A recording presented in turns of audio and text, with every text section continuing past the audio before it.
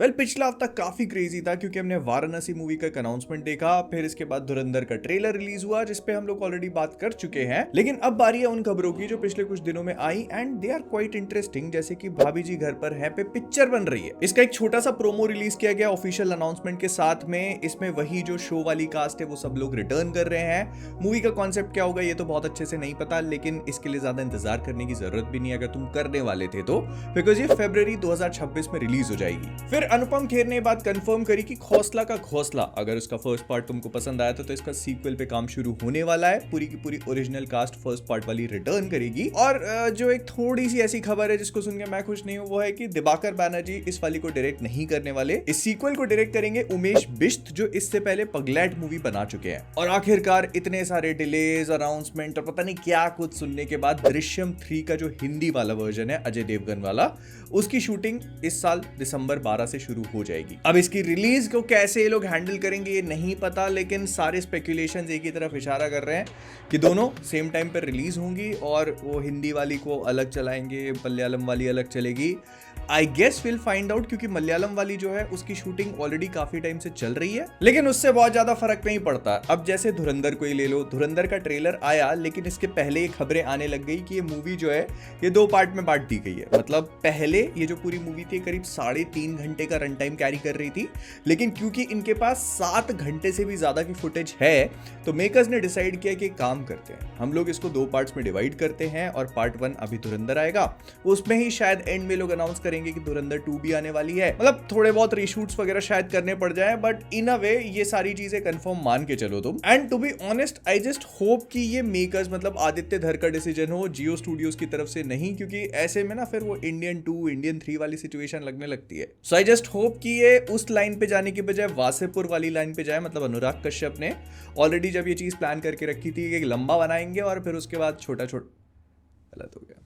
फिर आहान पांडे की अगली मूवी पे हम लोग पहले भी बात कर चुके हैं, यशराज वालों के अंडर में बन रही है, लेकिन ये एक रोमांटिक नहीं होने वाली, ये एक एक्शन थ्रिलर टाइप की मूवी होगी। अब इस मूवी को ऐश्वर्या ठाकरे, निशांची में जिन लोगों ने भी इनको देखा था अगर देखी है तो, उन्होंने ज्वाइन कर लिया है। इस मूवी में ऑलरेडी बॉबी देओल होने वाले हैं, शर्वरी होने वाली है और यशराज वाले बना रहे हैं, तो मतलब ठीक है। अली अब्बास जफर डायरेक्ट करेंगे बाय द वे। फिर रेड 3 पे भी काम चल रहा है। मतलब रेड 2 जो इसी साल आई थी ना, हाँ मतलब जो इसी साल आई थी, I think, I don't remember it well, but हाँ, तो रेड 3 पे काम चालू हो चुका है। सेम डायरेक्टर रिटर्न करेंगे, अजय देवगन भी वापस आने वाले हैं ऑफ कोर्स। और ऐसा कहा जा रहा है कि अब जो स्केल है वो दोनों मूवीज के कंपैरिजन में बहुत ज्यादा बड़ा होने वाला है। मतलब लगता है प्राइम मिनिस्टर के घर पे रेड मार देंगे, बट हाँ इसके लिए थोड़ा इंतजार करना पड़ेगा क्योंकि इसकी शूटिंग 2026 के एंड में की जाएगी और फिर 2027 में शायद हमें देखने को मिले। मतलब इसमें पोस्ट प्रोडक्शन तो VFX वगैरह जैसा तो क्या ही होता होगा। और फिर एक खबर है जिसको सुन के मैं थोड़ा सरप्राइज्ड हूँ।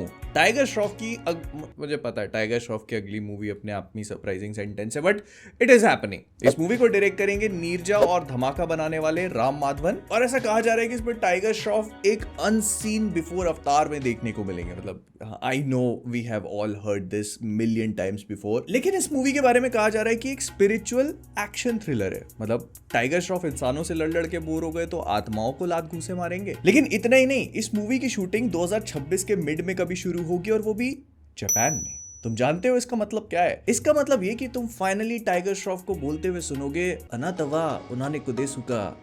समझे नहीं? छोटी बच्ची हो क्या?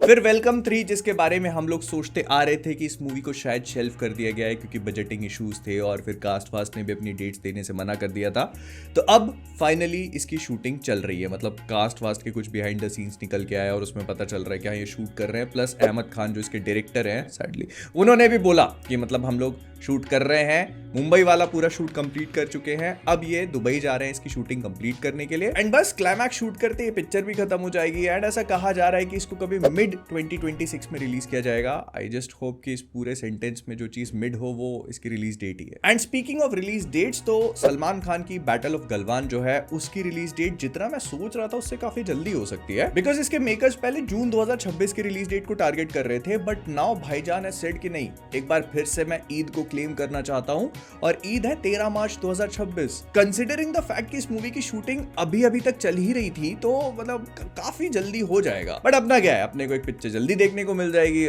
बस ये है कि पोस्ट प्रोडक्शन में कोई कमी ना रहे तो ऑल इज गुड। बट हाँ, एक चीज मत भूलना, अगर ये ईद के टाइम पे रिलीज हो जाती है ना तो फिर ये टॉक्सिक के साथ में क्लैश करेगी। बड़ी मुश्किल से लव एंड वॉर वाला क्लैश अवॉइड हुआ था, एक बार फिर से अब शुरू।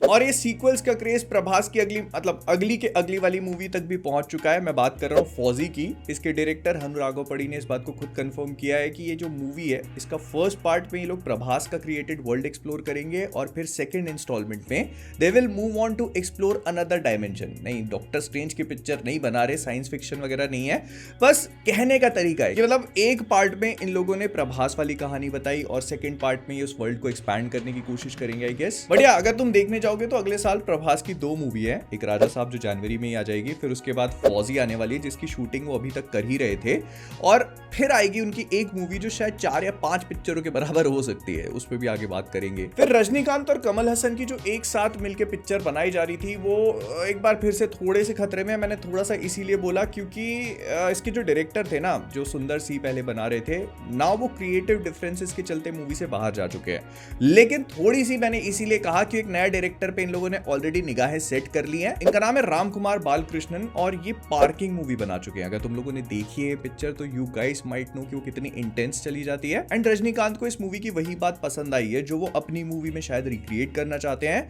प्लस इन लोगों के पास ऑलरेडी ये जो कोलैबोरेशन मूवी है इसकी स्क्रिप्ट रेडी है, तो बालकृष्णन साहब को बहुत ज्यादा मेहनत नहीं करनी पड़ेगी। He can just come in and shoot right away. तो ऐसा प्लान है कि अगर सब कुछ सही रहा तो इस मूवी की शूटिंग मार्च 2026 से शुरू हो जाएगी और प्रोबेबली हमको 2027 या फिर अगले साल के एंड तक ही देखने को मिल सकती है। फिर इसके बाद एक मूवी है जिसके लिए मैं काफी ज्यादा एक्साइटेड हूं और उस मूवी का नाम है माया सभा। ये मूवी का सिर्फ एक पोस्टर देखने को मिला है, लेकिन ये मूवी डायरेक्ट कर रहे हैं राही अनिल बर्वे, जो इससे पहले तुम्बाड़ पे काम कर चुके हैं और ये उनकी सेकंड फिल्म होने वाली है। अगर सूत्रों की मानी जाए तो इसको बहुत सारी जगह पे स्क्रीन किया गया है एंड जितने भी लोगों ने देखा they kind of loved it. और अभी अनाउंसमेंट हुआ है कि कल इसका मोशन पोस्टर और टीजर वगैरह कुछ रिवील किया जाएगा along with the release date. And एक बार इस पोस्टर को देखो और बस गेस करने की कोशिश करो कि तुम्हारे अकॉर्डिंग ये कौन सा एक्टर हो सकता है। तुम्हारे पास 3 मौके हैं, 1 2 3।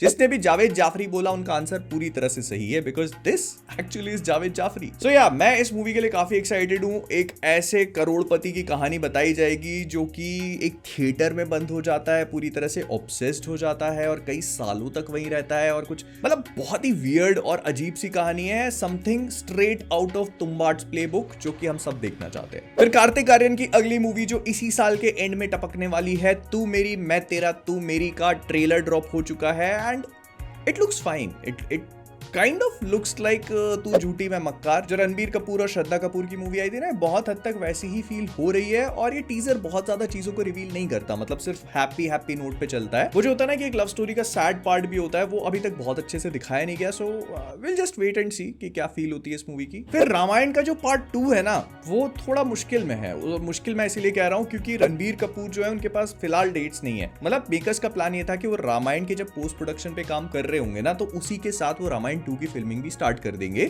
जिसको वो अगले साल इस मूवी के फर्स्ट पार्ट तक कंप्लीट करना चाहते हैं, so that it gives them at least a year जिस पे वो पोस्ट प्रोडक्शन का काम शुरू कर सके। लेकिन अब प्रॉब्लम ये है कि मेकर्स को थोड़ा ज्यादा टाइम लग रहा है इस मूवी के प्री प्रोडक्शन में, और रणबीर कपूर के पास डेट्स नहीं है। उनको संजय लीला बंसाली के साथ लव एंड वॉर भी कंप्लीट करनी है, तो इसी वजह से जो उन्होंने रामायण 2 वाला स्लॉट था ना, वो भी संजय लीला बंसाली की लव एंड वॉर को दे दिया है। अब क्या इसका मतलब ये है कि रामायण 2 डिले हो जाएगी? इसका बहुत अच्छे से आइडिया नहीं है, लेकिन हाँ, अगर रणबीर कपूर अपनी डेट्स अलॉट नहीं कर पाते हैं तो डेफिनेटली डिले होना बनता ही है। But to be honest, I wanted this to release on Diwali, क्योंकि वो एकदम परफेक्ट ओकेजन है इस मूवी के रिलीज होने के लिए, और पार्ट 1 के बाद पार्ट 2 की हाइप तो एकदम गगनचुंबी होने वाली है, we all know that. But या अभी फिलहाल के लिए चीजें यहाँ पर हैं, जैसे जैसे आगे बढ़ेगी कहानी मैं तुमको बताता जाऊंगा, इसीलिए कहता हूँ सब्सक्राइब करो, बट तुम करते नहीं हो। और करने नहीं करने से याद है, संदीप रेड्डी वांगा भी उसी रेस में कूद रहे हैं जो उन्होंने कुछ टाइम पहले करने से मना कर दिया था। मतलब जब एनिमल रिलीज हुई थी तो लोगों ने कहा था कि क्या हम कबीर सिंह मतलब शाहिद कपूर का कैमियो देखेंगे,